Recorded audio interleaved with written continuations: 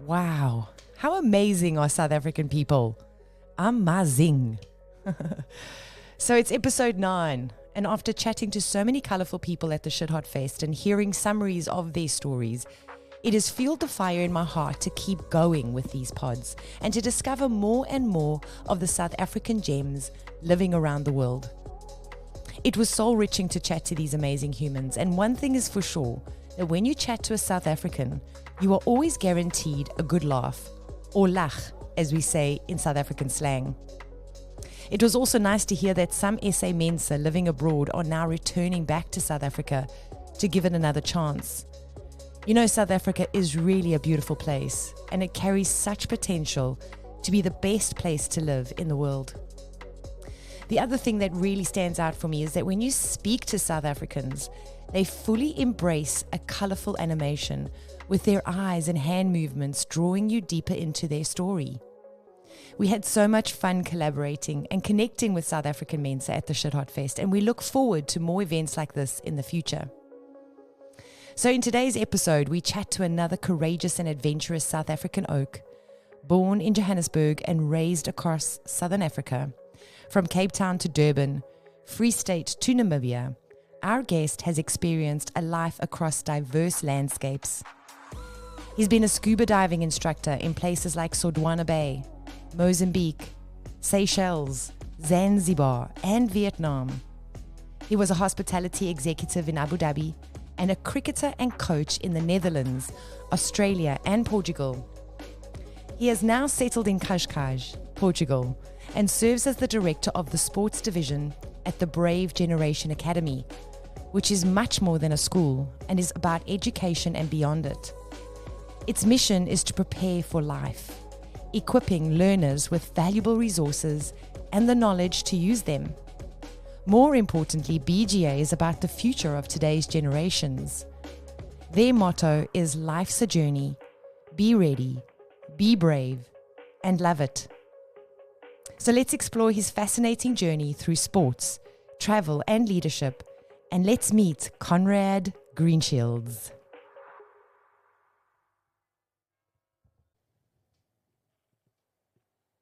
Hello. Hello. Hello? Who's that? Hello. Can you hear me? I hear you perfect. Can you hear me? Yes, I can hear you. I'm just busy adjusting the sound and the volume and the audio settings. The whole suit. It's just a Are you mission enjoying sometimes. I do enjoy it, but I get a little bit frustrated because this is also not my forte. Yeah. Imagine how the big podcasters are. That must be quite intense. I often think like about all the Joe Rogan production, and I think to myself, Yussus, that's intense, because that guy Jamie is a superstar behind the scenes. You know, Rogan's there and he just chats. Rogan just walks in, talks, and leaves. How wonderful. We'll get you there. We'll get you there. I'm pretty sure, and I hope so, because I must be honest, this is my most passionate part of it, is to chat and to talk, and then the editing becomes a bit of a love job, because it's like, whew, after I've heard mine and your voice for so many times over and over again, I'm just like, whew, I think I know this then person you never very want to hear well, from and us again. and I don't know if I like my voice. I hate my voice, so we'll see how it goes. Yeah, because I have the bad habit of putting everyone on speaker and talking like that, and then it always is because I hate holding the phone to my head. I know. I hate phones, actually. Yeah. If only we didn't have them, life would be a lot simpler. But didn't you grow up in a time when there were no phones? Exactly. Yeah. Jeez. Back in the day when you had those dial phones, the little round things, click, click, click, click, click. Did you ever have to tap your phone? What do you mean, tap it? Okay, so I had a problem with the telephone. So when my mother left the house, she would lock it. If you remember, you could lock your phone. Oh, yes. But then to still make a call, you could tap the receiver, the like that little button that, you know, when you put the phone down, closes the call off. And when you pick up the phone, I've heard about that actually. Yeah, and then you just tap the amount of times for the number. So there was never in those days an 011 that you had to put in. It was just straightforward the number, like 825. So you'd go 8 times tapping, wait, 2 taps, 5 taps, wait. And it would work. Like Morse code. Yeah, exactly. Exactly. That's pretty cool. I wouldn't know how you would tap the phones nowadays. It's much more unseen, and I always feel like my phone's listening to me, because whenever I have a conversation and I go to Google to look up something, it's always bringing me what I've just spoken about up. It's freaky, isn't it? It's weird, eh? It's super Especially freaky. when you're out on a night with the boys and you talk about some weird stuff and then it pops up. Yeah, I've never had that happen. I can't say it. But we'll leave it to the imagination, that part. Yeah, we'll leave it, yeah. No, but it's actually so cool to finally get you onto this call and to do this recording, because it's been quite a while since we've been chatting about it, you know. I mean, it's almost a year and a bit now, a year and a half. I think it's even more than that, hey? I think we started talking 2022 and then sort of the end of that. Maybe, and then it's been a harrowing couple of years. Better now, though? Now it's going better. Now I feel like I'm on the upswing, actually. Except for going to the dentist today. That was a real... when you told me that, my palms started sweating. I hate the dentist. That's a profession who I think you have to be a sadist to. You've got to really want to hurt people. Yeah, listen, I think it's not even so much the actual what she does and what he does, but it's more the sound these things make. The sound is the worst. I had my wisdom teeth taken out one last year. It was brutal. Wow. Were you awake? The drilling. Yeah, they don't put you under here. Oh, that's interesting. That's the worst. And then you've got all this gunk flying out your mouth, and then they put pliers in and like wrench the tooth out. I was awake and felt it break. No, man. Where did you go? Yeah, to one of the top hospitals here. They don't put you under. I was like, okay, can you like put me to sleep? Nope, not allowed to. Wow, we have to get in this. But before we start getting into all of this, let's do a proper introduction. So I just wanted to welcome you, Conrad, to the Yussus Lifestyle Podcast. It's so good to finally have you here. How's it? Yeah, how's it? Great. How's it going? Lekker. It's going good. It's going good. But I'm glad to hear that already. We've got some stories brewing here at the differences of the different countries. We were just chatting now about the dentists, and you're located in Portugal, right? Yeah, I'm in Portugal, Cascais, just 30 minutes outside of Lisbon. Very nice area. Isn't that just such a Portuguese word, Cascais? Cascais, yeah. And you get frowned upon if you don't pronounce it properly, but it's taken me a few years to get it right. It's so amazing. You can learn the languages, but if you don't have the pronunciation properly, it's like people think you're speaking foreign. Even though they kind of know which word you're saying, it's just you got to have that pronunciation, like Cascais. Well, I don't even know if I'm doing it right. Yeah. When I first arrived, I called it Cascais. Cascais. I like that. And imagine a place like that, Cascais. Cascais. It's where the money's at. So lekker, so lekker. So when did you move there? Well, I moved here. I landed here 4.5 years ago, but I wasn't planning on living here. It was purely because of COVID. I'd lost my contract to play cricket in Australia. I was visiting my daughter here. She lives here with her mother. Mm-hmm. And COVID hit and they closed the borders, and that's where I ended up. Wow. Stuck here and then made the most of it, I guess. Okay, so let's rewind a little bit more, because we're going to come back to this dentist story and the differences. It's a very, very interesting story. But where were you born in South Africa? I was born in Johannesburg. The mighty Joburg. I haven't heard that said so much. People speak about Josie now, but Joburg. I love that. I'm a Joburger. Yeah. I'm a burger, yeah. A Joey boy. Lekker. And what part of Joburg? I was born in Joburg. In Randburg. Randburg. I just think of Yeah. chillers. Chillers. See, I didn't grow up in Joburg. I was just born there. That's interesting. I didn't spend much time in Joburg at all, really. We kind of moved around the country a lot. My dad was involved in the mines. Okay. He used to, so he kept getting transferred after every 2, 3 years, 4 years sometimes. And yeah, pretty much lived in every province in South Africa.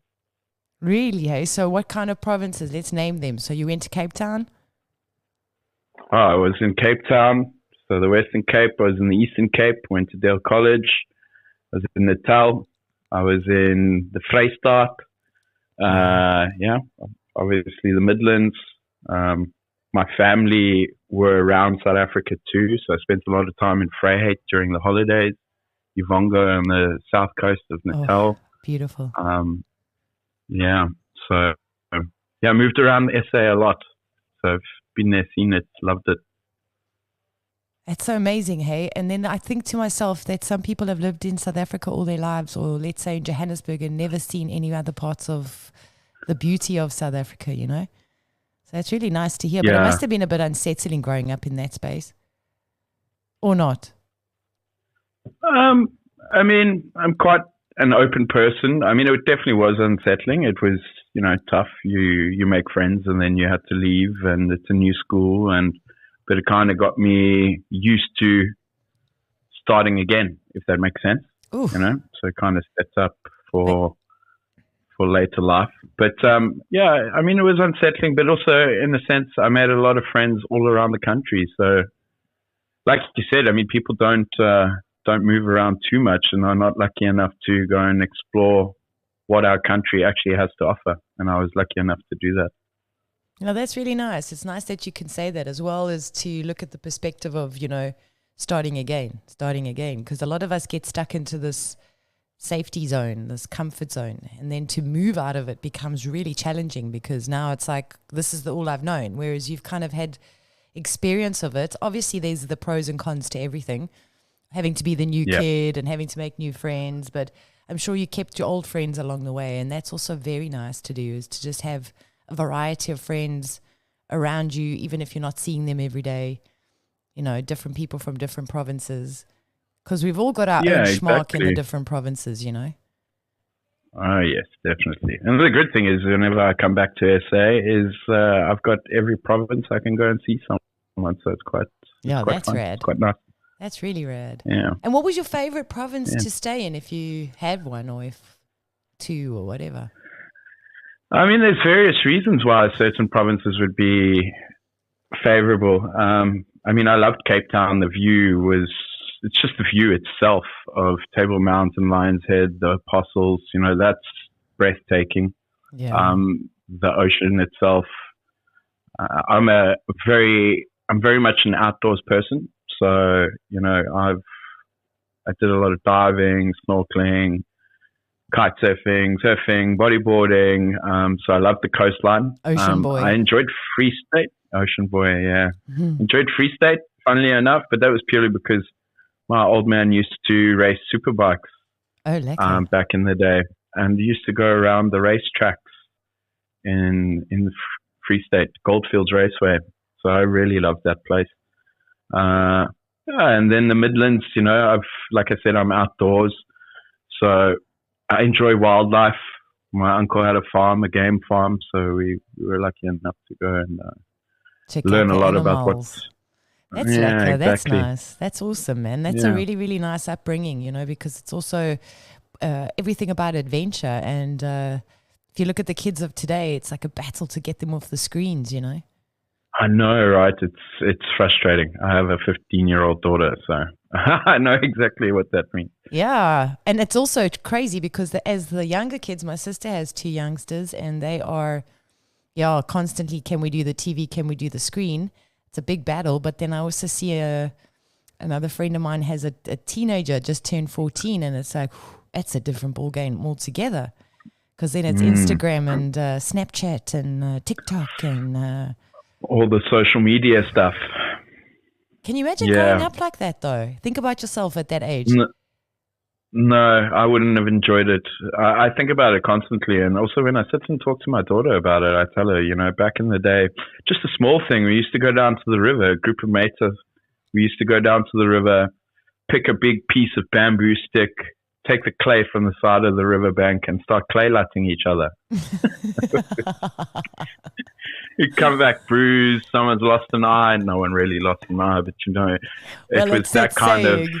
It's all fun and games until someone loses an eye. Someone loses an eye, yeah, and it was legit how it was. Yeah, clay lighting, spending days by the river, on the beaches. We used to catch trains after school in Durban to Durban Beach and go and spend the afternoon with each other.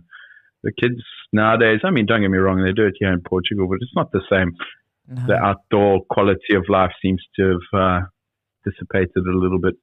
I think technology has really just zapped a lot of people's imagination, or the potential of their imagination. Like you say, you had to play games, make stuff up, create adventures.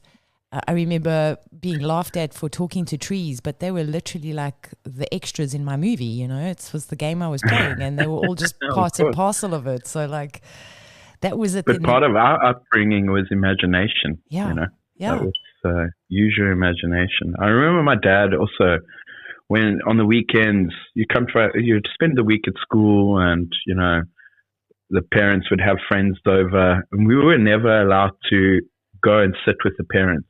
Yeah. We were always told, you go outside, you go play, you go entertain yourselves, leave us alone.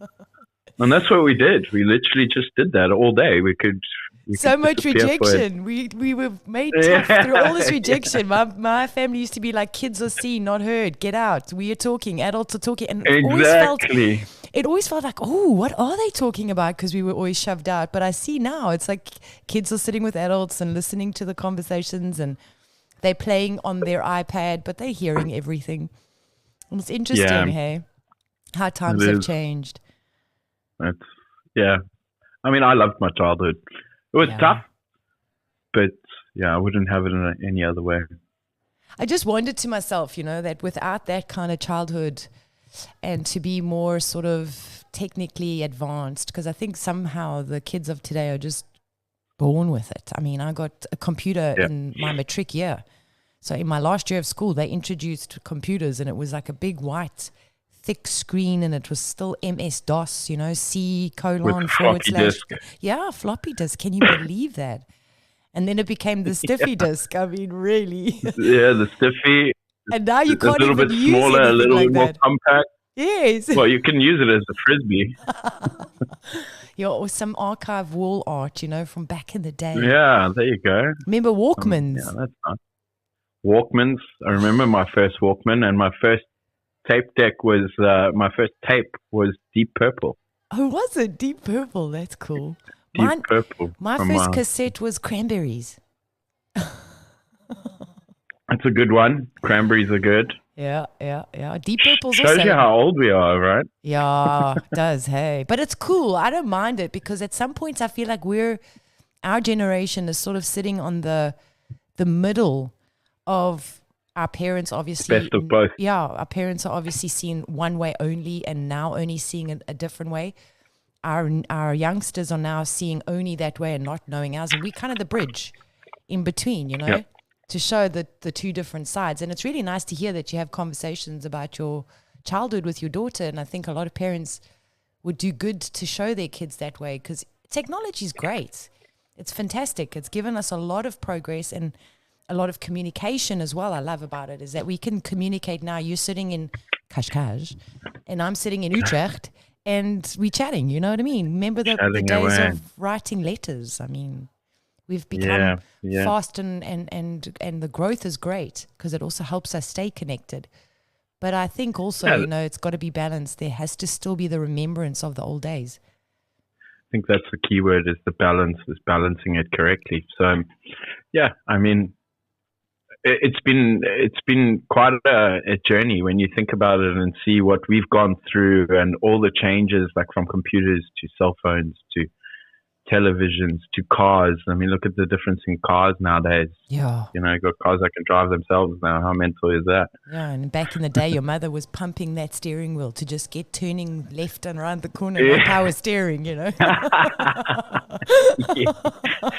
And the door was a proper thick piece of metal with a little bit of material on the inside to make it look pretty. Yeah, and nowadays it's the other way around. Like you can't slam that door too hard, you know. Yeah, all proper. The door handle falls off.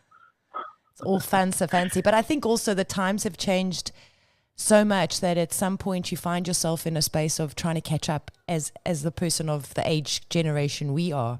But also, what did you do when you left school? Let's go back to your childhood. So you jumped around South Africa into all the provinces. And then what did you decide to do after school? What was your passion? What was your goal? What did you want to be when you grew up? You see, that's just it. I had a set goal. I wanted to play cricket as a profession, but reality kind of struck that, you know, the how competitive it was, that maybe I had to try and think of something else. So I took a gap year. I worked at a Spur, a good old Spur, while I was at school. Yeah. Spur sauce. Spur sauce. Bring me that cheddar melt burger. Every birthday I was there. I remember that birthday song. I had to sing that song. Oh my God, how did it go? Do you remember? I can't remember. Oh no, I couldn't. You don't want to use your vocal cords to take yourself there. No, that's deep in Pandora's box. That song. No, but lekker. Cool.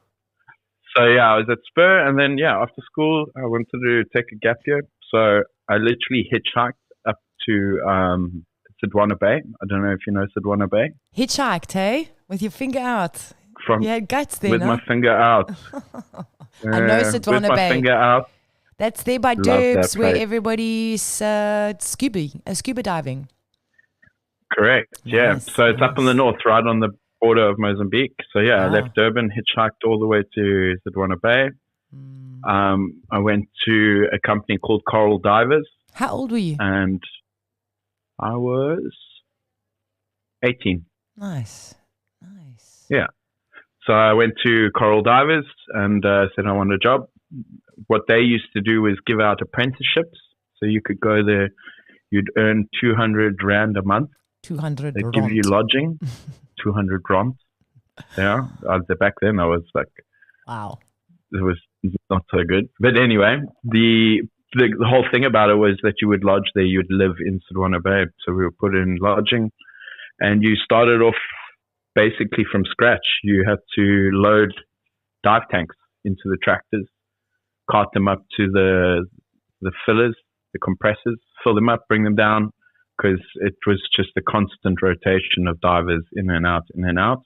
Yeah, and during your stay, you would still infamous today, right? Crazy. Yeah. It's actually quite crazy how that works. And then, during that stay, you do your dive courses. So from open water all the way through to dive master. And then you start leading dives. You start getting paid a little bit more. Nice. You start mingling with the guests a little bit more. And then I worked my way up to lead instructor. And I used to teach surf launching off the ribs. Oh, nice. As well. So I did that for 4 years, and then I got offered a spot in Mozambique. I left, went to Mozambique. I lasted 3 months purely because I got offered a spot in the Seychelles. So I went to the Seychelles for 2 years. Yep. Yes, it's 2 really years. nice. What a laugh, I'm loving it. I know. It just kind of kicked off. So that thought process of a gap year, wanting to find myself, kind of just developed into me finding myself. Yeah, your passion took you all these places. Like it really did seem like it took me all over the world, really. Wow. Yeah, exactly. So, I mean, the places I went to, from the Seychelles, I went back to Mozambique. Then from Mozambique, we went to Tofu, which is further up north in Mozambique. Yes, then we were in Tofu, Zanzibar. Actually. Nice. Yeah. Zanzibar? Yeah, Zanzibar. You know, that's where Queen Freddie Mercury was born. Didn't know that, but wow, hello. That's cool. Yeah, exactly. Yeah. So when you arrive on that island, it's a bit of a mind blow because I didn't know that either. But then you drive through the town after landing in the airport. Yeah. And you got bars. It's called Queen Bar. It's got Freddy Bar. It's Mercury Bar. Oh, wow.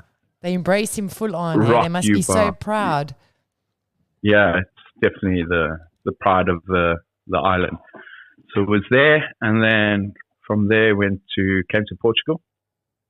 Okay, spent a year here, and then from there we went to Abu Dhabi. Did you do any diving in Portugal? No. Okay. Nah. Water's too cold. So in all these other places that you were going to, you were basically doing dive work, right? You were diving, you were coaching, you were taking people out on excursions. Yeah, so I started off as a dive instructor, and then it kind of progressed, and then I was like the activities managers for all these hotels, these top-end hotels. I used to work for 5-star hotels. And then I did a consultancy gig in Namibia, in the Caprivi region for 2 years, which by far is my favorite place of all time. I miss that place. Just that area, Caprivi region, the Quando River. Oh, yeah. I worked at a place called Camp Quando. It was amazing. And then we came from Zanzibar. When we went back to Abu Dhabi, then Australia, then back and forth, here, and here we are in Portugal. Amazing, hey? Yeah. So probably about 16 years of traveling, working in different countries, different islands, different cultures, which is probably the best thing out of all the traveling, is experiencing all these cultures. I spent 4 years in Thailand, a year in Vietnam. Wow. Been around a little bit. Vietnam. Vietnam. How was that? Vietnam was something that took me a little while to get used to. First of all, the heat, the humidity is insane. Then the monsoon season is even worse. It's like complete opposite. The food, the people are wonderful, absolutely beautiful. We stayed on an island called Phu Quoc, which is in between Vietnam and Cambodia. And actually, those two countries were fighting over that island. I think they still are, on who owns that island. Sure. And I started a dive center there, an activity center there. We just worked with the locals. Not a word of English. Obviously, not a word of Vietnamese. But somehow we made it work. And to this day, I think that's probably about 12 years ago, I still talk to my 2IC, second in charge, an old Vietnamese guy who used to be a farmer, needed a job, and was very good with his hands. And him and I literally built this center by ourselves together. Amazing, man. What courage, though, for you. Jeez, Conrad. I mean, let's be honest. It's not like you just go to Vietnam one day and decide to open up an activity center and not know a word of the language and how to communicate, but make it, do it. It's so crazy. So South African. Yeah, you never know if you don't try, right? Yeah. But I also think the upbringing was a very big play for you. And just hearing how you moved around South Africa, I think it was in you. It's like in your generational blood to be that kind of vibe, just going different place to different place, different people, cultures, whatever, just but following the passion, you see, that's the thing. Yeah. I mean, every move is nerve-wracking, without a doubt. There's always maybe a little bit of doubt. Am I doing the right thing? What's it going to be like? Is this place for me? But, to be fair, in a lot of these places that I went to, there was already a group of expats, because obviously it's hotel atmosphere. So a lot of expats come in and work in these hotels. Yes, yeah. So, we also mingled. We might have been in Vietnam, but I think there were about, 12 different nationalities working in that resort. So, okay, so that makes it a little bit more breathable, because at the end of the day, it's not like you're the only foreigner there and you just kind of ace out making your way through this, because that is a bit intense, but nice to know that there's a lot of people around. And I think that's and I mean, back then in the Vietnam days, who's now my ex-wife Sonia, we had already had our daughter Chloe, and she was a year and a half when we moved there. So we left Cape Town. Chloe was born in Cape Town. We were in Cape Town for a year, and then we did the Vietnam trip. We had a Vietnamese. We stayed in an amazing house, but it was basically just a skeleton. It was just the walls. And the Vietnamese lady who owned the house lived on the property, and she decided she wanted to be our nanny for Chloe. And we were like, oh, that's amazing. That's great. And by the end of our tenure there, Chloe couldn't speak a word of English, was fluent in Vietnamese. She used to go on the little scooters with the lady to and go and pray to Buddha at the temple, and come back, and she would come back, and we would come back from work, and like, how was your day? And she'd go, ni hai, and like, okay, well, I don't even understand what my daughter's saying now. Oh my God, this story's just taken a really interesting turn. I love that. I love the fact that you did this and you had your young daughter with you, and she, kids are amazing when they're that age. They just soak in like sponges everything. You got to be careful, but that she could just chat away in Vietnamese, and you guys are like, okay, huh? What? Not a clue what was going on. Chloe was very lucky, and actually it was, I think, a good choice from Sonia and I that we said, in those beginning years, especially the 1 to 6 before school, there's no reason why we had to stay in one place. We could be open and move to various places. So Chloe traveled a lot with us too. Yeah, but I think also if you look at your upbringing, I don't know about your girlfriends, but Sonia's, but I think actually she's just repeating pretty much, but maybe on a more global scale. Yeah, exactly. You pretty much had that childhood, Yeah, and it's been great for her. She's very open. She's amazing with various cultures. She used to speak fluent Thai as well. Wow.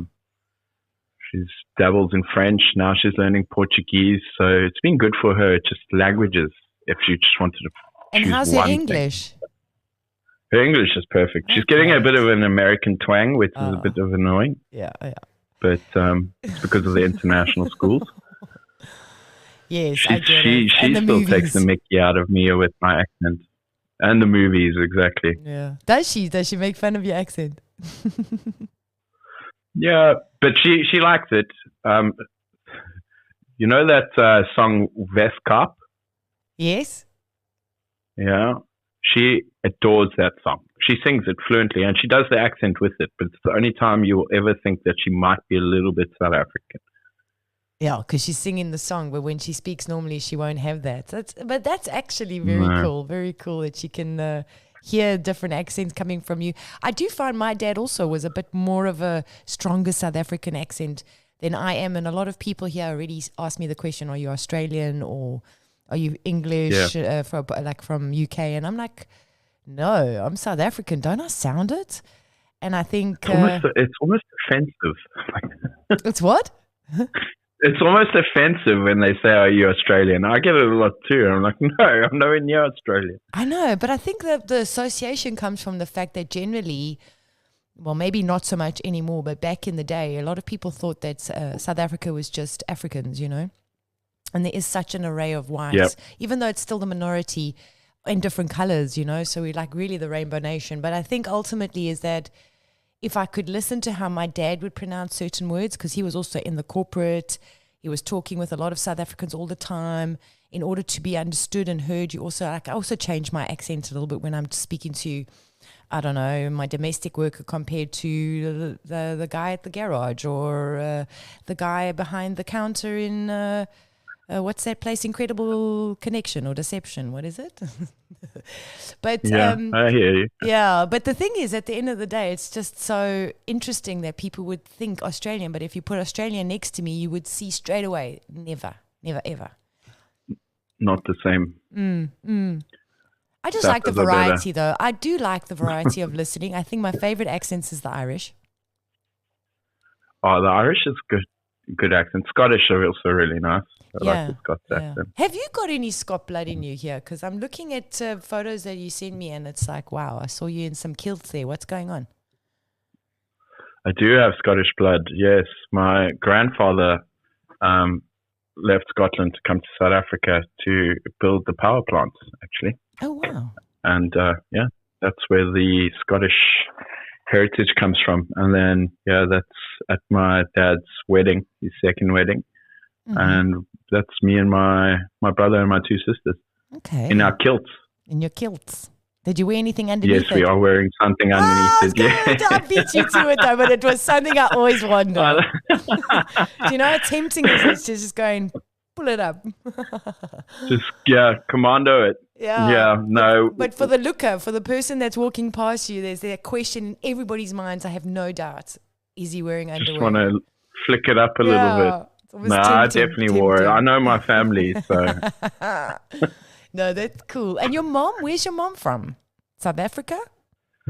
So my mom was from South Africa. She passed away when I was 16. That's okay. But yeah, she was born in South Africa. Her parents were English. Okay. And my father's parents, Scottish and German. Okay. So there's quite a mix then, hey? Nice. A lot of mix, yeah. And Sonia, what is Sonia? Because I'm wondering about what Chloe's mix is. So Sonia, she was born in France. Yes. Her mother is Irish. Her father is Portuguese. So, you can take it from there. I love it. I love it. I'm trying to. My head's going. Chloe's bloodline is insane. Yeah, she's got German, Scottish, English, South African because she was born in South Africa. Let's just say South African. Yeah, and then she's got Portuguese, Irish, French. Portuguese. Well, French because her mom was born in France, but still. Yeah, jeez. Yeah, she's got the French and she can speak Vietnamese. And could, yes. In the beginning stages, she was pretty much a little Vietnamese girl. The whole market, all the locals knew her. Amazing. It was actually quite insane. How old was she again? Open and friendly they were. A year and a half, too. Sheesh. Amazing. Yeah. Amazing. She just started walking. I think there's a photo I sent you where I'm holding her close to my face, and that's her in Vietnam. Okay. I'll have a look. And then you guys stayed there for a year, and then did you move to, you said Thailand after that, was it? No, so Vietnam, we came back to Portugal. Yeah, excuse me, Conrad, but your life is I didn't have an idea that it was this intricate and like so intertwined. I love it. I'm excited. The things I've done and been, and it's quite privileged actually. But so from there we came to Portugal just to try and settle a little bit, maybe with Chloe. Yeah. But that lasted, I think, about 6 months. And then we went to Abu Dhabi and we worked on a private island for the Sheikh, and Chloe was with us again. So she did a bit of homeschooling on the island. Ooh, Abu Dhabi. I love Abu Dhabi. I was there for a couple of times. Yeah, nice. Yeah. So we were on an island called Sodwana. Now, this island is insane. Mm-hmm. It's 86 square kilometers, I think, if I remember correctly. And it's privately owned by the Sheikh. And he utilized it in a way that whenever he went to Africa, the African leaders used to gift him animals, right? Yeah. So they used to give him cheetahs, hyenas, giraffes, gemsbok, all sorts, springbok, impala. And he put all of these animals, he didn't want to put them in a zoo or in cages or whatever. He put them on the island. And it was basically like a private reserve. Wow. Yeah. Like a Kruger National Park island. Kruger National Park Island, and the jets used to land with the guests, bring them to the three different hotels on the island, and you would do safari drives for them. And when they did the safari drives, they used to come to me, and I used to take them fishing or diving or sunset cruises or stuff like that. Amazing. Yeah. Geez, so it's been a laugh. It's been a laugh. That is correct. Have you ever taken a map of the world and kind of pinned all the places you've been to? So funnily enough, I got gifted a towel with all the best dive spots on the planet. and I've been ticking them off where I've been. It's quite fun. I haven't done the actual countries itself yet, but the dive spots, just dive spots. I think we worked it out just under a year solely underwater, or just over a year, sorry. Solely underwater. That's how much time you spent underwater, just over a year. If you gathered up all the time. Wow. All the time, yeah. I must say, I have such a love for scuba diving, but I had a really traumatic kind of entry into it. And so it's caused me to feel a little bit nervous about it, but I think it is the most amazing experience. And I could literally, as you're saying, where you've gone and why, and following the passion of doing it, I can so see myself in another lifetime doing that. You know what I mean? Because it's just really so beautiful. And to show other people these experiences. I tend to be a heavy breather, a Darth Vader. So I run out of air quite a bit. You guzzle the air a little bit. So when I'm under the water, I'm just like... Yeah. Okay, so then you guys were in Abu Dhabi, and then from there, how long were you there? Abu Dhabi, 2 years. 2 years. And then we went to, then Sonia and I separated. So she went to Thailand with Chloe, and I went to Australia. I needed to go. It was a reset. I was tired of the hospitality industry. Yeah. I was getting tired of the diving. So I needed a reset. My family live in Australia.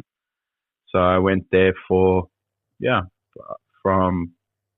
your family as in your months. Dad and your sisters and brothers and the whole lot? Did they immigrate? Yeah, they're all there. They're Australian citizens now.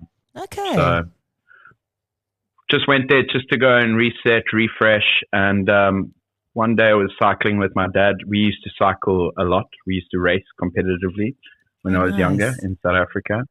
So it was a common thing that we really enjoyed. So we went cycling one day and we rode past the Melville Cricket Club. And bear in mind, I was, 32? Yeah. And my dad stopped, put the bike down. He was like, come, let's go and have a look, because he knew my passion was cricket. Yeah. And they were bowling in the nets. The team was practicing, and my dad went up to the coach, asked where's the coach, went up to the coach, and he's like, yeah, my little boy, literally said, my little boy would like to join you. He's here for a few weeks, a couple of months.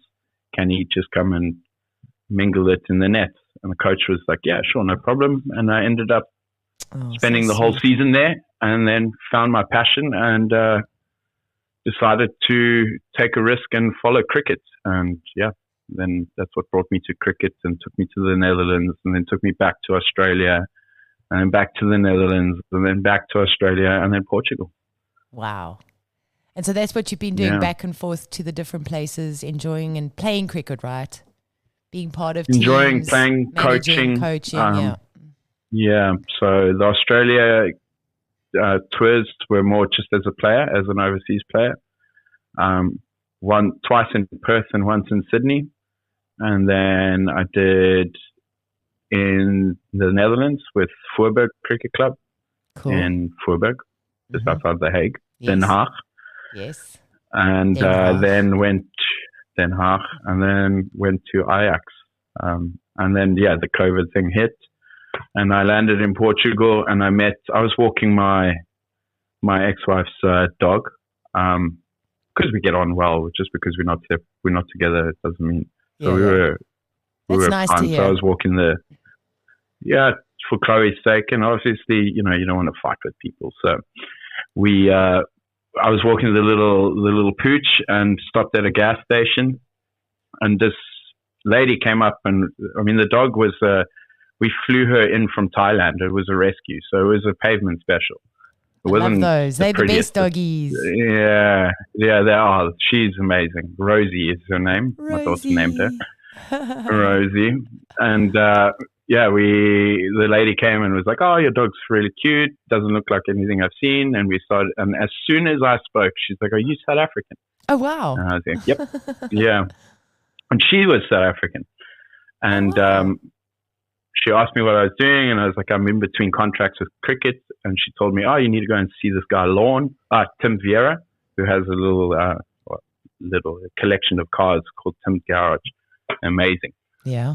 You should go see him. He plays cricket. So I walked down, walked into the garage. They weren't there. I spoke to a lady, Michelle, and I was like, yeah, I hear there's cricket here. They gave me Lorne King's number, and I called him, and he's like, yeah, join us for a social game. And social games are amazing. Yes. So didn't know cricket existed in Portugal at all.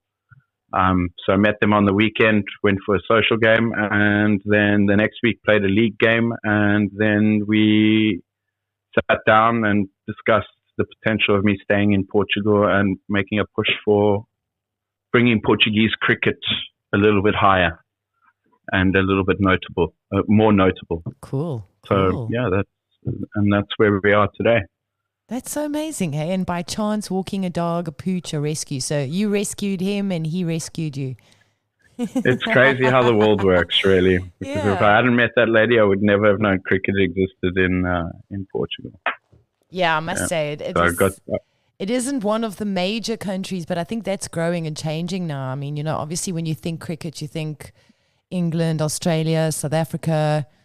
But you don't really think of the other smaller places. I was also amazed at the amounts of cricket in the Netherlands, Yeah, the Netherlands are the flagship of Europe. So it's, being part of the Netherlands is actually,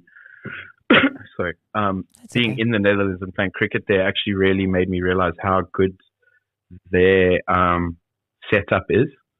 Yeah. And then I learned a lot from it, and then we kind of try to bring that same mentality here to Portugal and develop the game, and we did well. I mean, when I arrived, there were 4 teams playing in the league. This year, we got 22 teams in the main division. That's some growth. That's really cool. That's nice. That's good. And do you see a lot of other South Africans there? I mean, I know you know my brother. And, Big T, Big Ty. T. Yeah, we had Gertie, my man. Yeah. He came and coached us. He was my coach for a year. Nice. Then there's Francois, Faf, Miguel, Boytje, my best mate here in Portugal. He's the one that's, Yeah, he's a mensch. Him and I work. Yeah, he's a Boytje. Yeah. A boykie. A Boytje, yeah. And, so a lot of Saffers here, especially here in Cascais as well. Yeah. Like Tim Vera, Lorne, all those names I mentioned, they're all South African. So it's quite funny when the Springboks play. Yes. We go to a bar down the road here from me. There's about 60 South Africans. Amazing, eh? Locals and that then are the living lingo here. comes out. And we're all... I actually feel like the Portuguese feel like they're in a different country when they walk into that bar. Yeah, I think they've entered the South Africa. vein is flowing, and they feel like they've entered into South Africa. 100%. South African flags was just it's quite a joy. It's amazing though Quite for like me that that's one thing I've noticed around the world where there's been games on cricket or rugby or whatever. South Africans all get together and they kind of like, it's as you get together with other people, your lingo starts getting more and more South African, and you kind of don't realize how you mask it if you're talking to other people, because you're kind of, I don't know, trying to put on some swag, maybe just giving it a little bit of bling. But the thing is, start rolling your R's a little bit. and it's more Yussus. Yes, check that, boot. Yussus, Nah, brah. Nah, brah. You're talking cup, Yeah, twak. Yeah, exactly. But now, just coming back to the Portuguese and the amount of South Africans living there, I should actually find out what the stats are on it. I haven't checked that out. I know in Netherlands there's 43,000 South Africans now living in the Netherlands. Incredible. That's not to say compared to like Australia and UK are like in the 200s, and the USA is in like the 130,000s. So it's interesting. I mean, I think Canada's got like 50,000. So I want to get into more of the European countries to figure it out. But I know that out of all the European countries, Portugal would be one of the places where most Saffers would be, because I had so many Portuguese friends. I think it would be the higher number.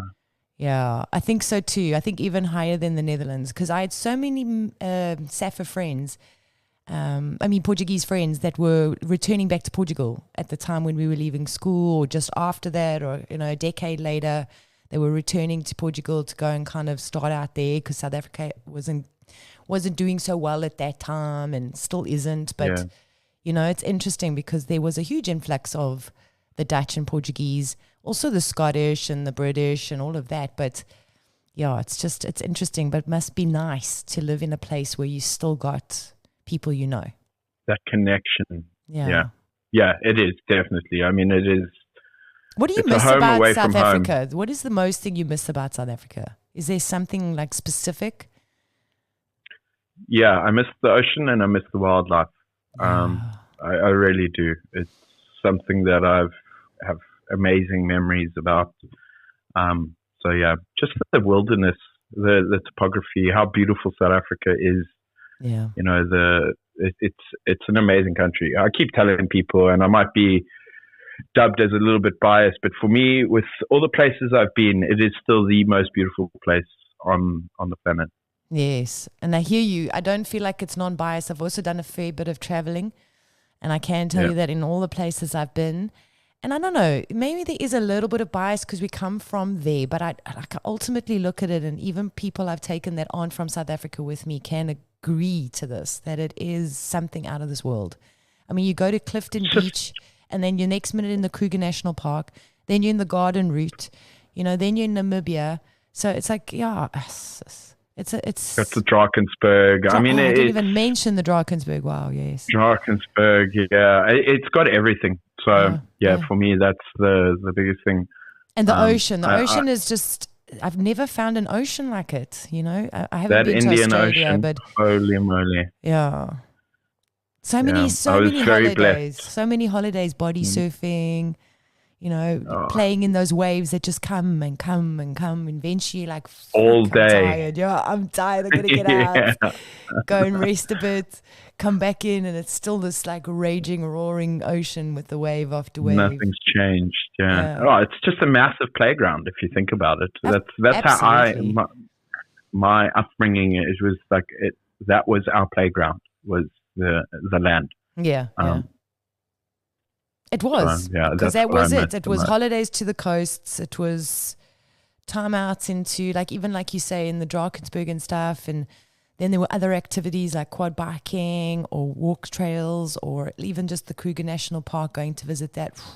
I mean, just so amazing to be in this energy. Even Table Mountain, what it carries in energy as well. It's just truly beautiful in landscape. I really wish that the government would just get their fingers out their buttholes, because it really is such a beautiful place, and it's so resourceful.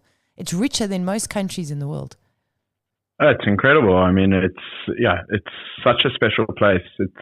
I'm not one for politics or anything like that, but it is such a pity that it is the way it is, because it could literally be the best place on earth if it was done properly. Yeah. Just mismanagement of think about it as a company. Just need a better management team in there. Better management of the money. A greedy CEO. Yeah. You think you don't miss about South Africa? How honest am I allowed to be? Very honest. I don't miss the bullshit. I mean, just a quick one. Like, I grew up, like 10 years of my life was part of during apartheid, and then obviously Madiba came out and kind of changed the whole outlook. And I remember my next door neighbor was a black kid. I hate racism. I really do. I think we all have that DNA in us, unfortunately, because it's part of history. We can't really get rid of it. But I don't like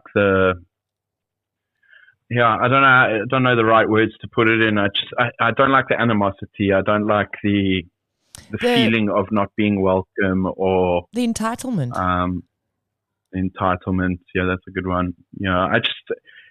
For me, when I left South Africa, when my daughter was born, when she was a year, I was like, okay, hopefully next generation, it's going to get better. It's going to start, going away. But I just don't see it happening. And then, to be fair to South Africa itself, it's not the only place that has it. Every place I've been to has it. So, I just don't like this color barrier. So yeah, I think it's sad. I think it's stupid, ignorant, and yeah, I think that's what I don't miss. Is the all the bullshit. Yeah, all the bullshit, all the discrepancy that you say not only exists in race, but it also exists in income. You know, there's such extremes there worse. Too. It's just like, it's so disheartening to see that, because well, I've always thought of it this way. Everyone has troubles in their lives, right? Everyone goes through things. You never know. I mean, there's always this judgment that happens on beggars, for instance. My heart breaks when I see it, because you don't know what has caused them to be there. A lot of people just automatically say, oh, he must have been lazy or stupid at school or didn't do this or didn't work hard. You don't know that. Yes. No one knows that. So the judgment of it is what I think is the biggest problem. And it's like, if you actually took 2 minutes just to say hi, it makes someone's day. Someone being kind to someone could be the best thing that happened to them all week. They'll remember that 1 minute over the rest of the week. Well, I think that's the biggest problem that happens for a beggar. I mean, I can only imagine what it's like. I could never know it because I've not been in their shoes. But to actually keep standing on a space and asking people cannot be, it's got to be like really humiliating in a way. And then to have people just turn their heads from you and not even acknowledge that you're there, because A, they don't want to be confronted with this. B, they have their opinion about it. C, maybe they don't have the money for it. But I always feel like, even if I didn't have the bucks in my car, I'd just be like, sorry, I don't have it. And just give him that acknowledgement, whether I have it or I don't. Because like you say, you have no idea where he comes from. And I guarantee you if you did, because this is also why I'm really enjoying these podcasts, is that the minute you speak to somebody and you ask them about their life and you get into the sort of backstory of where they come from, it opens up a huge avenue of understanding. Yeah, of course. But when you don't know it, you're just judging the book by its cover, that cliche, Yeah, exactly. And I think that's most people's fault, is judging by the cover. There's always deeper stories inside. It's just something like that. And like you said, But I think people get scared too, Con. I think they don't like the fact that they've been confronted with this idea that somebody else is not coping and is poor and is not eating at night. And so if you ignore it, or you don't look at it, or you put a judgment to it and say, well, he can get off his ass and do something for a living. Well, maybe he can't, because maybe he has no idea. Maybe he doesn't have a helping hand. Maybe he doesn't have that girl coming to you and saying, oh, you should go and speak to so-and-so and so-and-so, Yeah. So I think then people try and they don't want to confront their own self and feel bad about it. So they make it a judgment, so therefore they don't have to carry that guilt. But it's there in the subconscious. Just like an example, it reminds me of this Vietnamese guy. He was autistic, and his parents dumped him when he was, I think, 13 or 14. They couldn't, it's the whole education side. We were in the middle of nowhere. But yeah, they basically just dropped him. They didn't want anything to do with him. And he lived off the streets. Wow. And it wasn't his choice. Do you know what I mean? He's still probably there. Yeah. But it wasn't his choice. So there's definitely backgrounds to reasonings. And you get your lazy people for sure. I'm not saying you don't. But yeah, I think if you took a minute out of your day just to try and make a day for that person, even if it's not money, or if it's like, go buy them a bottle of water or something like that, because there's always this added thing, like you give them money, they're going to go buy drugs. It's another judge by the cover. But that's it. Is it your every space homeless to say person that? does drugs, Well, I must be honest with you. If I was homeless, I can't say I wouldn't, hey? No, of course not. But if that's them burying themselves in that, in their situation, for everyone who goes through tough times, you try and find something to get yourself out of it. Yeah. So, yeah. Again, it's just, tough situations. It's easy to sit on the sofa and judge. If you're not there, you don't know. I know. And if you're not living in it, and I do get and understand all points of the view, but I also believe at the end of the day, if some people are, and this is going to go globally, when people are suffering, nobody can feel whole and free. No, of course not. No ways. So, yeah. And it's sad because I think, like you said earlier, South Africa is the place that could be the best in the world if it just got its bullshit together. Imagine. I'd move back there in a heartbeat. I'm telling you, I wouldn't even question it. That's one of my questions, though. Would you move back there? And if you did, what would the circumstances be? Yeah. I mean, for me, safety. It's just pure safety. I want to be able to feel free and safe where I'm living. Yeah. I want to be comfortable. I'm not a greedy person. I'm not saying I don't have ambitions, but I'm not the type of person who wants to be a billionaire. I mean, I wouldn't say no to it, but yeah, as long as I'm comfortable and I'm happy and my family is safe and I'm enjoying the land and what it has to offer, and just simplicity of life. It's that's what would bring me back to it, is knowing that it's a comfortable place to be without having any stresses about, like we've been talking about, bullshit. Yeah, all the load shedding and potholes and poverty and crime. That's a nightmare. I feel so sorry for the South Africans. It's such a sad story. Yeah, it is. No one should be put through that. No. Especially nowadays. Yeah, listen, I think at the end of the day, that's why I'm saying there's hopefully the change of direction with every election, and let's just keep the hope alive. The ones that are out of South Africa, because when you're living there, the energy's thick. The energy's thick. You're going through these things daily, and it's difficult to keep it's difficult to keep optimistic in that space. So it's up to us guys on the other side, promoting the country, getting people to know about it, getting to know the people about who live there and who come from there, and then giving back that energetic flow to South Africa. Like, I don't ever want to turn my back on it, because it really will be my only home. Yeah. I've never really turned my back on it. To be fair, I haven't been in SA for 15 years, so that's quite a lengthy spell. Yeah. But it's still my core, South Africa. So yeah, well, and when I met you, you were like, you're South African. So I think that says a lot, And then also when you hear about your stories and where you grew up, it's in your blood and it's in your bones. So I think ultimately maybe one day a trip back doesn't really, I think it doesn't really matter about the back and forth to see it, but as long as you keep the hope alive, and as long as you feel that like you just said, out of all the places you've seen, it's been has been the best place to be and see. For all reasons. Yeah. My biggest regret is the fact that Chloe didn't get to experience it the way I did.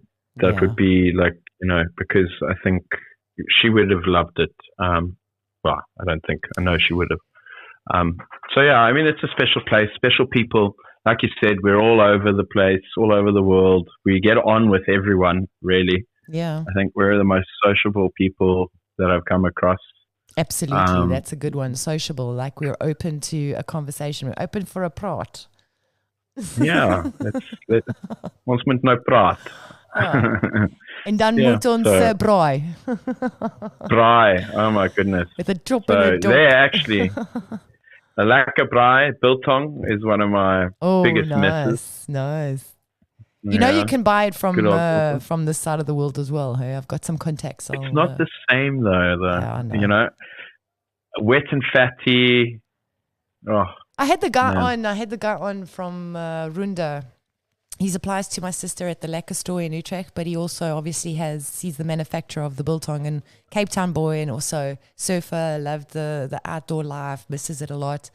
And he was just saying, like, if you go to South Africa, it's like you geared up there. There's just like you can get this kind of biltong, that kind of biltong, this, that. But here, fortunately, they're starting this, and I'm sure it's going to grow with the support of the South Africans around the world, because that is the probably number one thing I've heard people say they miss is the biltong. Biltong. Yeah. And a cook sister. You know what they say about a cook sister? No. A cook sister is a fat cook that believed in miracles.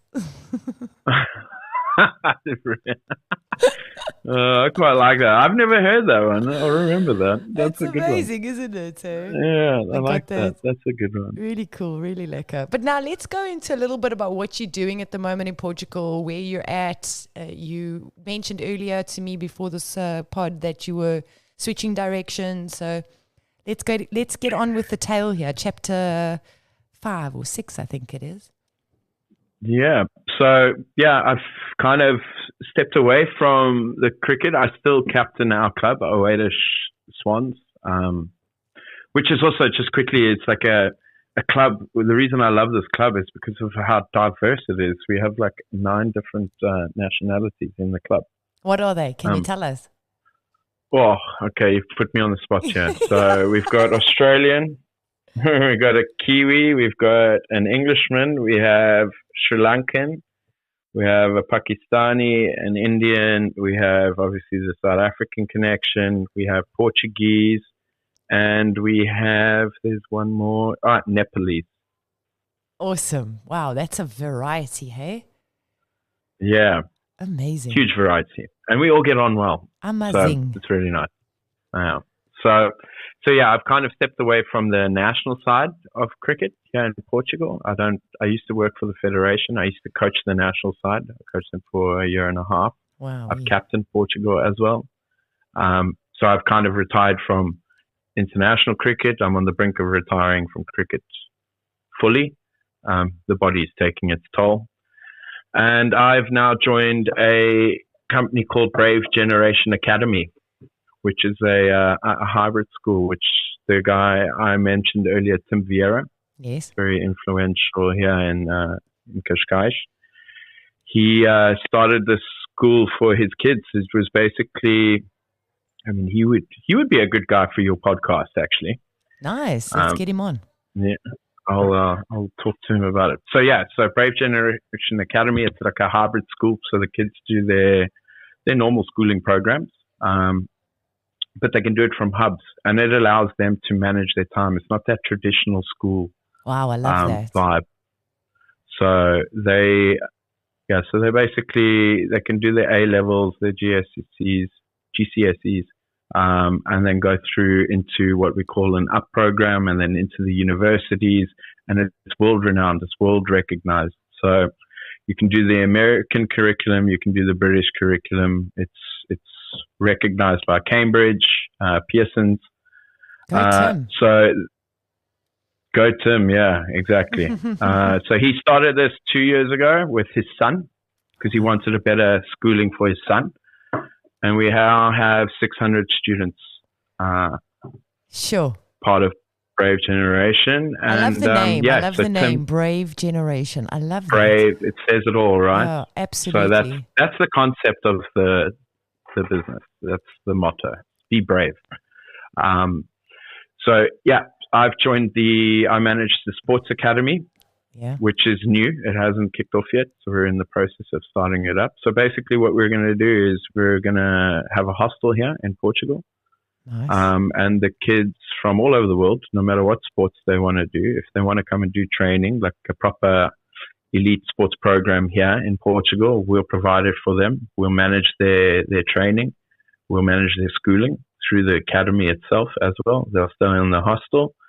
And then, yeah, we bring them up and we try and turn them into pro sportsmen. Just in a nutshell, I could talk for hours on it, but so that's now my new role, is going and finding the stars of the future, the star seeds, the new generation, the new brave generation. I love that. I think that's so amazing because it's awesome work to be doing, because it obviously is rewarding in the fact that you're growing beautiful young humans in a different way, in the non-conventional way, to be brave, to get out there, to follow their heart, to follow their passions, which I think is so amazing. And to be part of that, and then in the sporting side, because that's what you love.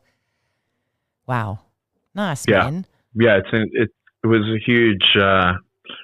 it took me by surprise, to be fair. It's taken me out of my comfort zone. We were talking about comfort zones earlier. Yes. Because it's completely different to what I used to do and what I have ever done. It's a new role, but I am super excited about it. I love the project. Like, I've been talking to, for instance, there's a kid that's going to come from Paul Roos. He's a cricketer. He's going to come and stay in the academy. We're going to manage his training, and he's going to, I sat and had a chat with him 2 days ago. Yeah. And I said to him, what is your goal? And he just popped up and he was like, my goal is to play for Portugal. Wow. That's a South African kid. South African My kid. goal is to play for South African kid. Where did you say he My came goal from? is Paul Roos.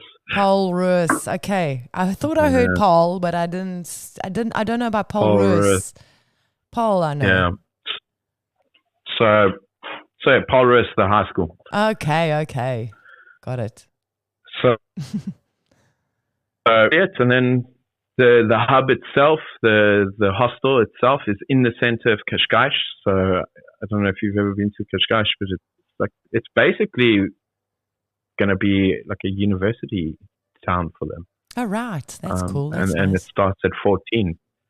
That's amazing. So they start their career with us at 14, and we develop them into the young, brave generation. I think that's amazing. What other countries is this taking place in? Is it only solely now based in Portugal, and then is it online, or is there plans to venture out into Europe? Because I actually really admire the Portuguese for, allowing this. Yeah, no. So there's hubs all over the world. Oh, wow. We've got hubs in America, Australia. We're setting up. There's in India. There's obviously in South Africa. There's literally hubs popping up all over the world, and generally it's parents that call and say, "Okay, we want a hub for our child," and obviously we'll go there and we'll start the hub, and obviously we want more kids. And for instance, I'll use an example. You know Durban High School, right? Yes. You know how traditional that school is, and it's very like uniforms and all of that. We have a hub in DHS. Oh, wow. So the students from DHS, the ones it suits people, the kids who want to follow their career path rather than being dictated to by traditional school. Yes. You might be amazing at math, but the person next to you might not be. They might be an incredible writer. So why do we stop the kids from following their passion and dictate what they need to do when the kid can choose and draw and develop their own future and their own pathway? But this is what I think is so exciting about the time that we're alive now, because I think this is where it needs to happen, this bridge, where we start taking the conventional and we start making it more tuned to the what you want to do in your life. I feel like I wasted a lot of time in school not being able to interface and get involved with the things that I wanted. And when I left school, I kind of was like, let me quickly choose something. And it happened to be like advertising. And I didn't really get too much into it. And I went out into the world and I started actually doing so many different jobs, not even advertising. And as it's gone along, I've learned things. And I kind of feel like, I wish I learned this in school. I wish I learned that in school. I wish I learned this in school. And so now to hear that there's actually, like a brave generation out there that's across the world is just so exciting, because this is, I think, really where, or I feel it really needs to be. Yeah, of course. I mean, it's something that's really new. The biggest thing about it is that it allows the kids to manage their time. And a lot of parents are like afraid of that because, my kid can't do that. He's all over the place, or he just wants to, sit on his phone. And, it's about not more the kids being brave. It's about the parents being brave too. It's like, okay, let them do that. Let them go and discover themselves. And generally what happens is the kids will come, it'll take them a few days and they realize, okay, I need to do this. I need to do that.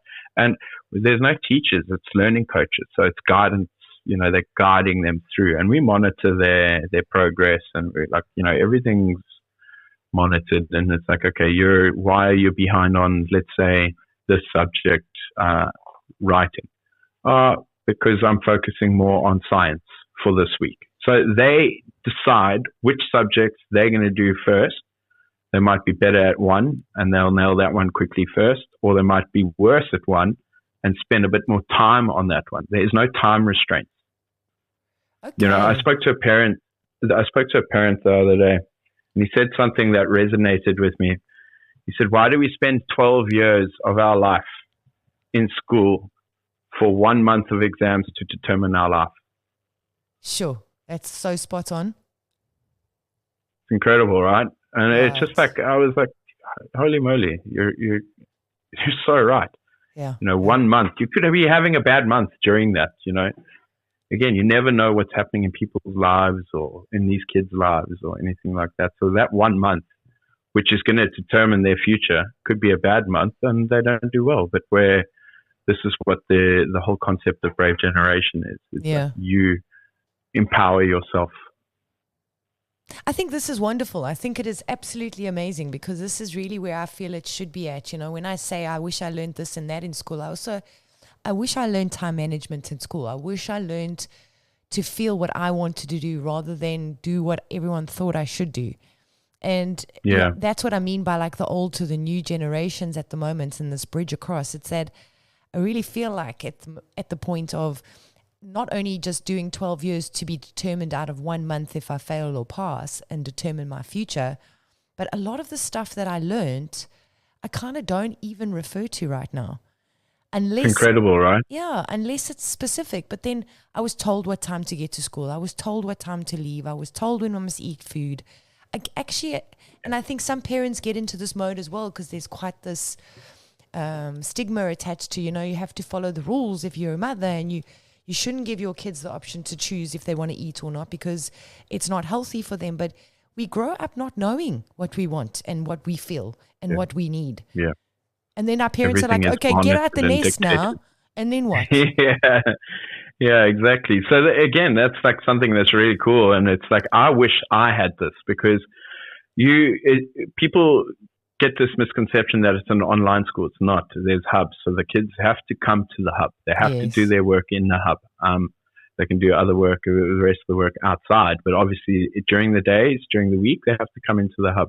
But there's no like, you have to be here at 8 o'clock. The kid could wake up and there could be an amazing swell in the morning. Oh, and he's like, right, I'm going for 2 hours surf. I'm going to come back, have a shower, grab a bite to eat, and then I'll go and do my work. Or vice versa. At like in the afternoon, a girl might have horse riding. And there's no there might be a competition at 2 o'clock on the Wednesday. Whereas in school, you're not allowed to leave. Yeah, you can go and compete and follow that passion. And you're encouraged to do things like that. So I think that's the greatest thing about it. And do you get, let's be honest, let's be realistic here. Do you get kids that are just like, they don't follow they can't manage themselves? Or is this what they're there at the school you guys are training them to do? Giving them guidance? Because kids are also kids, if you tell me don't go, and you can go when you like, I might not be there for 3 days. No. So it is monitored. It is like, but also the great thing about it is, as I was saying, we start at the age of 14. And you go through to 19. And these hubs, there's no like, okay, you got all these 19-year-olds in one hub or these 14-year-olds. They're all mixed. Oh, nice. So the youngster, it doesn't only have the learning coach to look to for guidance or anything like that. The other youngsters help. Yes. If you actually sat and watched what happened in the hub, you'd be amazed at how cool kids are. Yeah. They're amazing. Yeah. They're so underrated, and they don't get given enough credit on how intelligent they are and how determined they are and what they want from life and how friendly they are and helping they are. And you must remember these hubs are diverse. It's not just one culture, not just one nationality. It's all over. So it starts at a young age. They help each other. You do get one or two that are going to be a little bit more of a handful than the rest. But again, it's like they need to discover themselves. We allow them to discover themselves. You allow them to make mistakes. Like I said, you learn from your mistakes. So it's I've never understood why we don't encourage people to make mistakes, because you make a mistake, you know what to do next time to rectify it. I think it's all the old school thinking, Conrad. It's so ingrained from the old school that if you didn't follow this procedure, then obviously you weren't going to get this. You had to follow the recipe, basically, otherwise the cake would flop. Yeah. And it really isn't that. And I think from the ages of 14 to 19, really teenagers are discovering their identity. But then when you're in a conventional school and you're being told what to do and it's really out of alignment to what you feel, you rebel. So the common stigma for a teenager is they don't know what they want. They're so, reckless at that age. They're only reckless because they've been told to do something they don't want to do or don't feel is right for them. And that's, I think, the space that you guys in this generation, this brave generation, are doing is really important because, like you say, they're underrated. If you gave them space and they got the opportunity to show what they loved, or even discover that, because I know adults at 69 years old who don't know what they want to do for life, never knew, because they just followed the rules of what was said or what was the norm. Yeah. I mean, like Tim's son, Alex, is a prime example. The young man is an extremely good rugby player, wanted to follow that passion of rugby. He still got the education that he needed. He went to these hubs. He did all of his levels. He's got his marks. He's done his thing. He's been accepted to Berkeley in the States. Wow. And that's from a school that is just started. But amazing. I'm telling you, watch the space. It's going to be revolutionary because, again, like I said, it allowed him to follow his rugby passion. He still did his schoolwork. He still went to the hubs, but he could go to more trainings. I'm just using sport as an example. No, it's great but, because he could go to do more trainings. He could go to gym and he could go and do what he needed to do to become a top rugby player. Now he's under 19 Portuguese rugby player. Yeah. And we see where Portuguese rugby is going, for instance. But now he wanted to take a few months off. He flew to Cascais in South Africa and has become the first overseas player to play for the first side. Oh wow! So it's quite special. And like I said, the sports academy is we're building it. We're still we haven't decided. Well, we haven't announced the launch date. But already the interest from kids in South Africa is, already booming. Kids in South Africa just love sports, though. This is the thing. And I think this is what was also, if I look at my years as well, and my brother and my sisters, we all very much erred on the sporting side of things, instead of the academics. Because none of us wanted to be doctors or lawyers. And I do believe there's a space and place for kids to learn things. And even in the primitive years when you're younger, the English, the languages, the structure, the writing, the maths, all of that, like intro level is great. But then it gets to a certain point, and I think this is where you guys are going great, is that there gets a point where you've given them all the entry, and now it's about them to decide. Because so many times you get asked, what do you want to do for a living? And then you decide something on theory, you go study it for 10 years, you come out of it and you're like, oh, I want to do the complete opposite. This isn't something I wanted to invest my life in. So it's kind of all made on a thought process instead of a feeling. For me, school just confused me, to be honest. Like, I hated school. Like, the only reason I enjoyed school was the sport. Yes. The academic side, to be fair and honest, I was lazy. But that was purely because I just wasn't interested in what we were doing. Yes.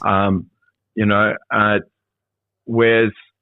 And I said this to Lorne the other day. I was like, if Brave Generation Academy had come about 20 years ago, I would have been signed up within a heartbeat. It almost sounds like, the art schools, when you were able to, at like 16, some of the kids left your school and they went to an art school because they were more about in the performing arts and they wanted to do singing or they wanted to, and it was like, oh, my parents would never have gone for that because it was like, no, you have to get the education of math, science, exactly. So like you could come do a business course, you can come do your arts course, you can do a sports course, you can do law, you can do whatever, and it puts you directly into that pathway as opposed to going 12 years around to come back into a little narrow street, do another 4 years, and then maybe 100%. You realize that you're dead of it. Waste now of time. You've got a direct line to what you want to do. Yeah.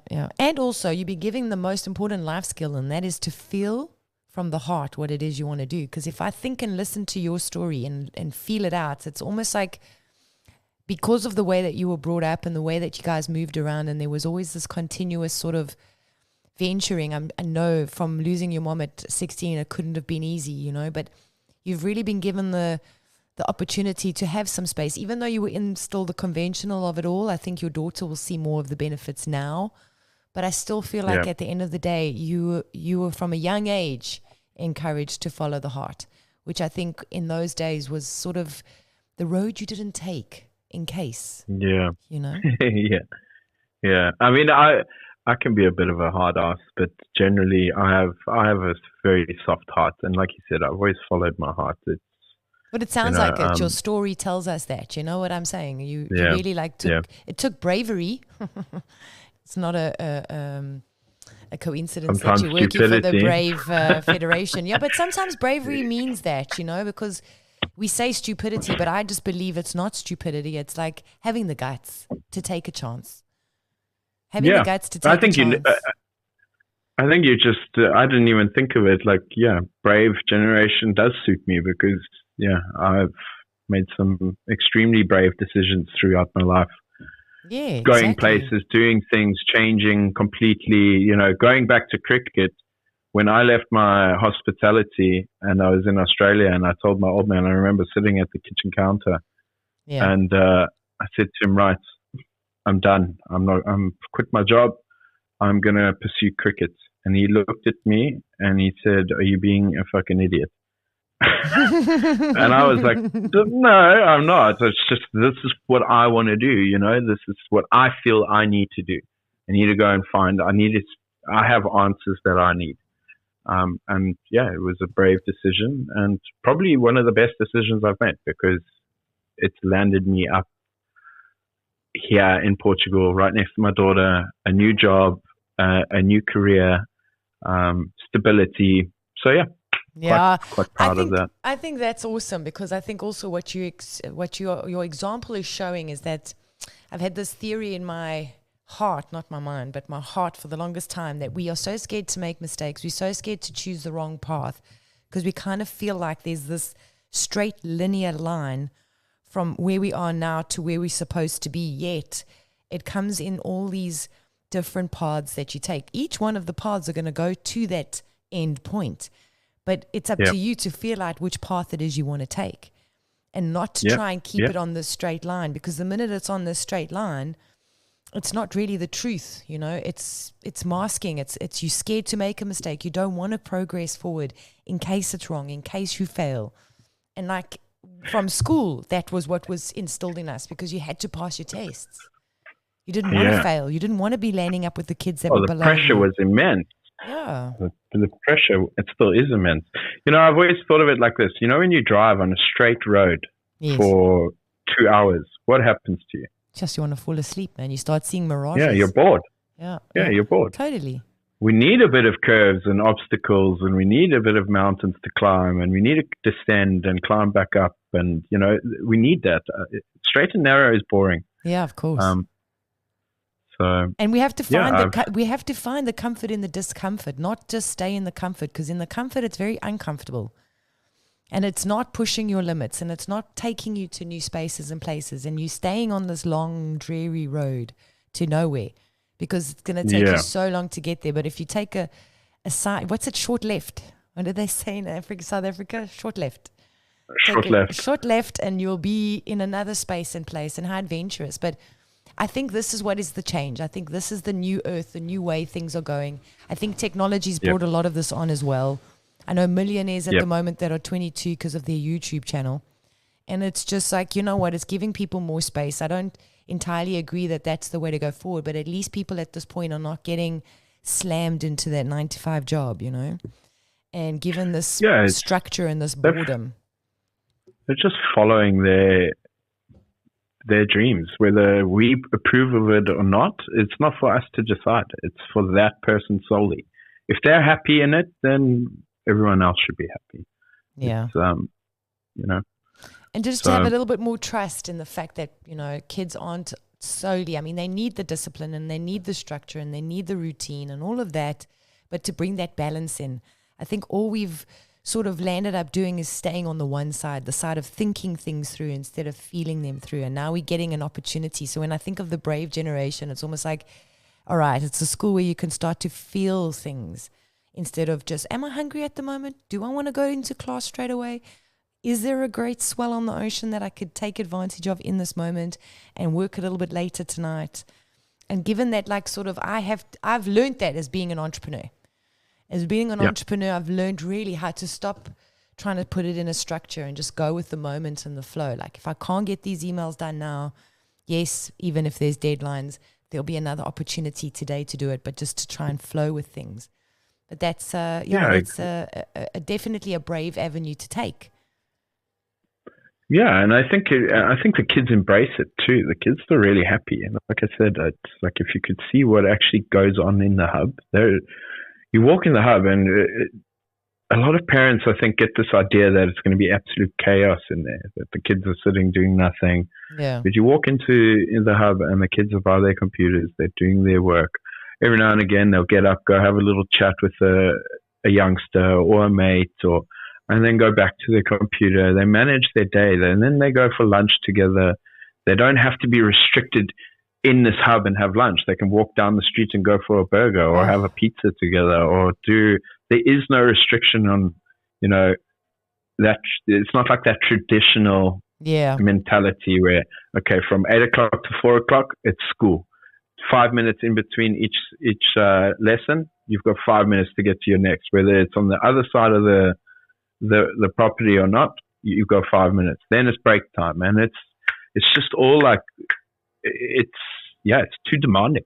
And it suits a lot of kids too. Don't get me wrong. It's not Brave Generation won't be for everyone, but also traditional school is not for everyone. Yeah, but that's what I was going to say. It doesn't need to be, because it's all been about the one side of things. So if you want to be that conventionalist and you want to get the degrees and the honors and be that doctor, lawyer, whatever, then fine. That suits the structure. But we are so many different characters, I even think in emotional, mental, physical, spiritual, these kind of things need to be introduced into kids and to be taught how to have self-worth and to have grounding and listen to your instincts and let your emotions come out naturally and don't suppress them or don't burst them out. All these kind of things that we could be taught when we were younger, I feel like is coming in now. And that's so amazing. I'd love to put more up on the description box of the YouTube channel, just so that people can also get in touch. So if you send me some details on that, I can also just put it into the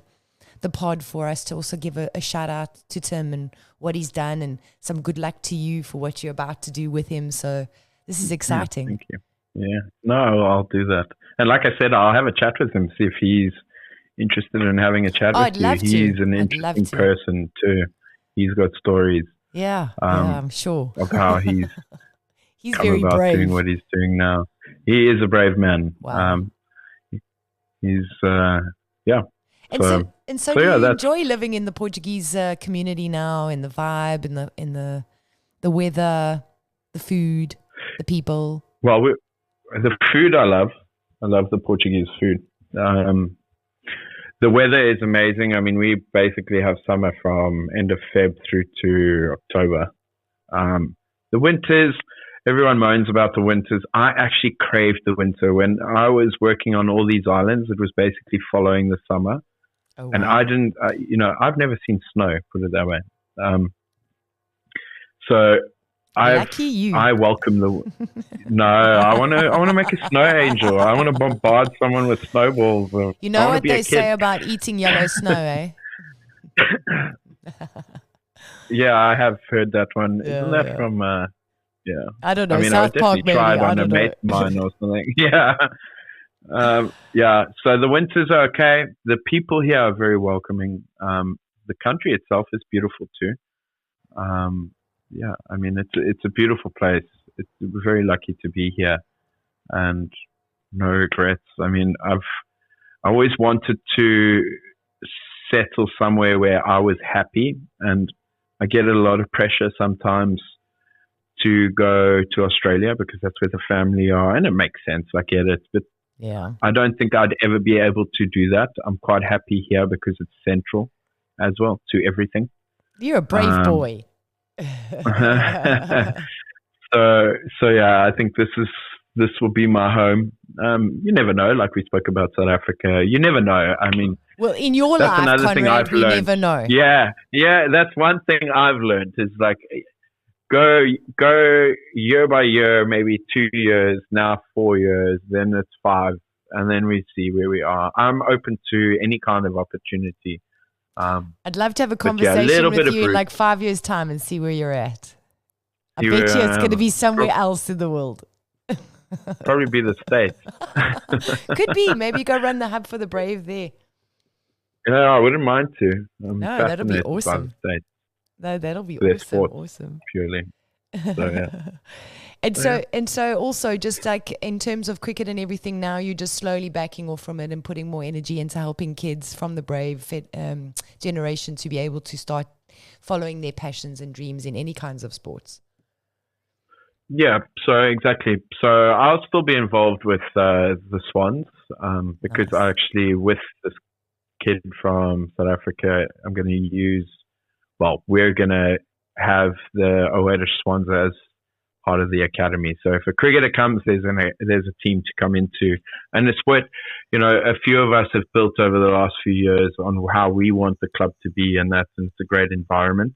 So I'll still be involved in cricket in that sense, but yeah, purely from now on, I'm focused on the sports academy, and that's my new direction. So very excited. It's literally fresh. I've only been there a week. Oh, wow. So fresh. I'm so glad we got you when you're so fresh to this, because I want to do a follow-up pod maybe next year.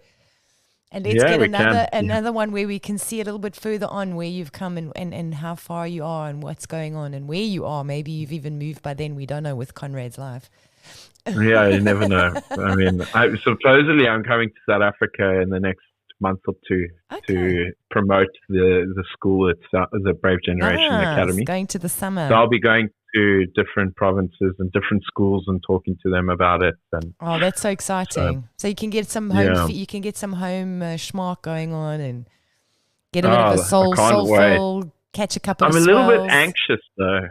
Nah, don't be. A little bit anxious, a little bit nervous. Haven't been there for 15 years, but you're going to get onto that runway. You're going to walk out. You're going to see those smiling faces saying, "Want a taxi, taxi, taxi, shop, shop, shop, shop." And you're just going to know, I'm home. Yeah, and you're going to switch gears. You're going to switch gears like as if you're riding a bike for the first time again. Yeah, I'll be fluent in Afrikaans again. Yes. The first thing I'm going to do is hit a spur because I'm just craving lekker, a bit of spur food. Just that old memory again. Or maybe a wimpy. Is that still existing there? Yes. Wimpy breakfasts are the best, but yes. Wimpy. Yeah. So there's a lot to look forward to. I can't wait. Nice. So, and one more question I've got before we get out of here is I wanted to ask you, have you started to speak Portuguese, or are you still, because of where you've been at, didn't need to? Now follow Portuguese. No, I don't. I know obrigado. Obrigado. No, I can do the bare basics. It's been because of where I live and who I've been working with and my surroundings and that. I haven't had to. Yeah, I get you. But I do get a lot of pressure from the Portuguese friends, and like, when are you going to start? It's time. You've been here this long. You've got to do it. And I'm like, yeah. But I am in general lazy with languages. Okay. The Dutch was easy because of the Afrikaans. But in general, I'm quite. I was good with languages at school, but I just don't. Yeah. Yeah, I think with languages, you've got to practice. You've got to practice and practice. And I think because we're sort of English first language, it's just you settle in because you can speak easier. When you have to speak another language, you have to really think about it. And especially with the Portuguese and the Dutch, you have to get the pronunciation right. But I think, you know what, for me, English is the ultimate. I love it. And then I also wanted to ask you, saying that the English language, the South African English language, to give us like your top 5 or top 3 South African slang words. Well, we have one here that a whole lot of us say, but again, I don't know what the age group is on this podcast, so I don't know if we'll use that one. P word? But it is. I won't use it. You can. It's cool. It's not going to be. I don't make it for kids, but yeah. No, so we have this running joke between friends of us here in Cascais. There's a bunch of us. Portuguese are doing it now too. Every time we see each other, we go, "How's it, puss?" Lekker. I love that. So we've got the Portuguese saying that now too, which is quite funny. But they've got how's it, push? Lekker. Hey, push, yeah, they go push, which is like, we're just like, no, you got to express it. It's just a pa. But anyway, Lekker is the best one. I love lekker. Yes, I use it a lot too. Lekker. And one that I always used to kind of faded away was just brew. Brew. Hey, brew. Hey, brew. How's it, brew? How's What's it hanging, happening? brew? How's it hanging? Going, How's it hanging, brew? Hoe gaan het, brew? Slightly to the left. Yeah. Find it. Yeah. Yeah, exactly. Yeah, exactly. Yeah. I mean, I'll probably just get into the swing of things when I'm there, the slang and Of course you're gonna. Yeah, of course. It's gonna be lekker. You know, Gert lived with me for 6 months, 7 months? Yeah. And he's got some good slang. Yeah, him and Taza and their has friends. good slang too. Yeah. Ty's like such a domineering figure, and even when he does the slang, it's like, yeah, that sounds so good. And it's his voice, you know. I'm going to get him onto a couple more pods because his voice is, yeah, he's built for radio. Yeah, he is. Yeah, he is built for radio. He's my bro. You should do more commentary on the European Cricket Network. I also think so. It's so much nice to hear him, and the slang he also uses, you know, like, I can't think of it now. When it's a 6, sure. Horns, that's it. Give it horns. Horns, give it horns. And he does the little horns on his head. Yes. It's wicked, yeah. And he smiles. It's amazing. It's amazing. Yeah. But you can see it too as well. Yeah, exactly. You can see he's got this South African. That's the other thing. Our eyes come alive when we talk. That's the thing I have noticed a lot is that we speak with our eyes and our eyebrows. And our eyebrows. We're very expressive, actually. Yes. Animated almost with hand gestures. Animated.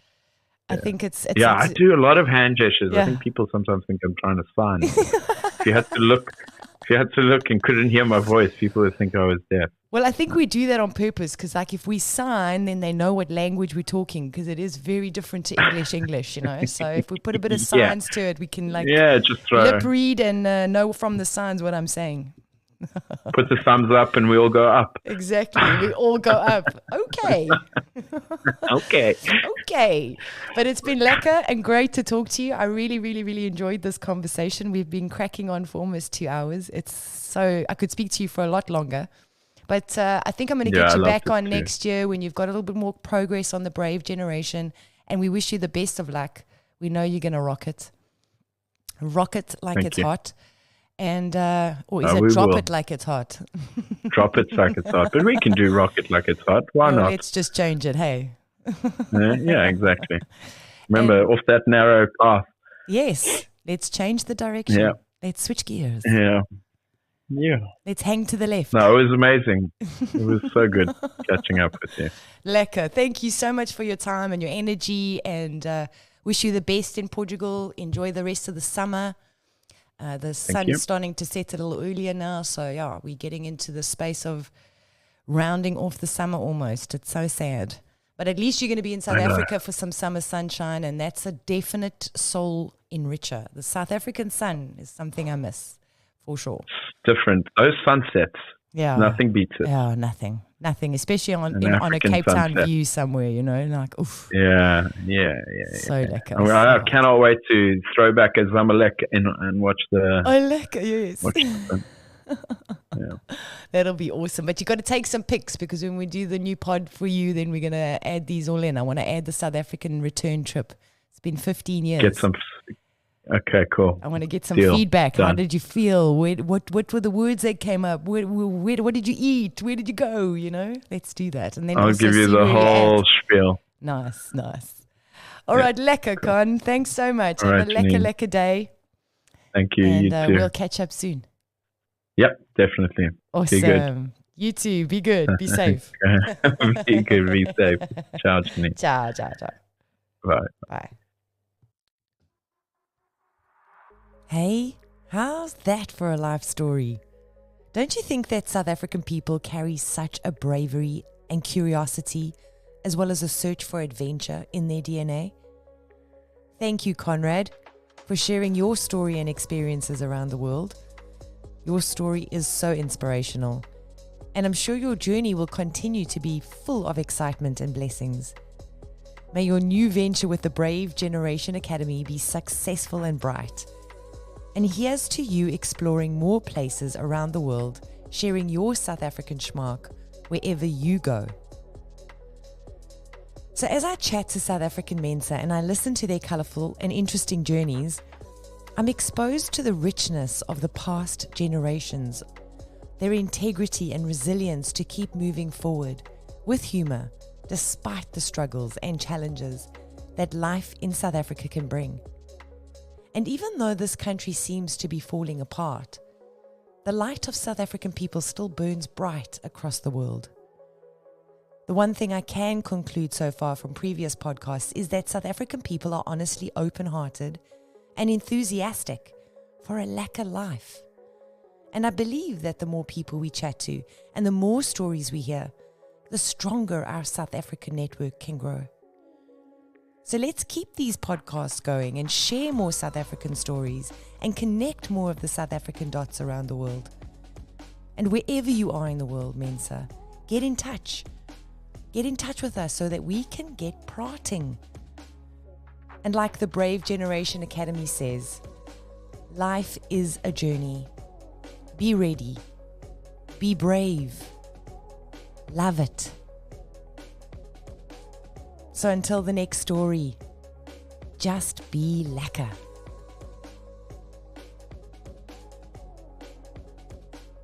We are Yussus, South Africa's wildest, alive with possibilities.